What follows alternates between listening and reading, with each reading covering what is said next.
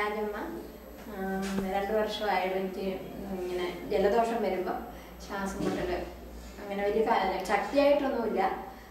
പിന്നെ ഇംഗ്ലീഷ് മരുന്ന് കുറച്ച് കഴിച്ചതായിരുന്നു. അത് കഴിഞ്ഞ് പിന്നെ ഈ ആശുപത്രിയുടെ വന്ന് ഇപ്പം എനിക്ക് കുറച്ച് കുറവുണ്ടായി.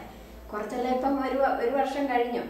മരുന്ന് കഴിഞ്ഞിട്ട് 1 വർഷം കഴിഞ്ഞു. അത് പിന്നെ ഇടയ്ക്ക് എനിക്ക് ഒരു പ്രാവശ്യം ഉണ്ടായി, അത് ഇച്ചിരി ശക്തിയായിട്ടുണ്ടായിരുന്നു. അത് പിന്നെ ആശുപത്രി പോയി അതും കുറഞ്ഞു.